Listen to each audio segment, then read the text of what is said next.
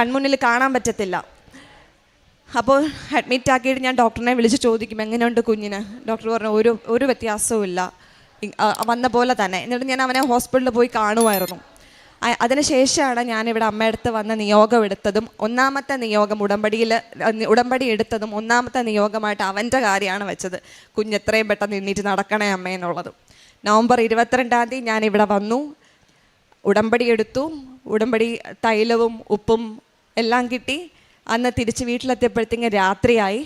പിറ്റേ ദിവസം തന്നെ ഞാൻ ഹോസ്പിറ്റലിൽ പോയി അവൻ്റെ നെറ്റിയിൽ തൈലം തേച്ചു, വിശ്വാസ പ്രമാണം ചൊല്ലി പ്രാർത്ഥിച്ചു.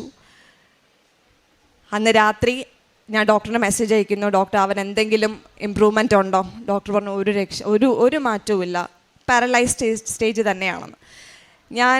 ഞാൻ ആർത്ത് വിളിച്ച് കരയായിരുന്നു. എനിക്കറിയില്ല കേൾക്കുന്നവരിതിൽ എങ്ങനെ എത്രത്തോളം അതിനകത്ത് ആ ഒരു സിവിയറിറ്റി മനസ്സിലാക്കും എന്നുള്ളത്. ഞാൻ ഇവിടുന്ന് പോയപ്പോൾ അമ്മ മാതാവിൻ്റെ ഒരു രൂപവും വാങ്ങിയിട്ടാണ് പോയത്. എൻ്റെ മുറിയിലാണ് ഞാൻ അത് വെച്ചേക്കുന്നതും.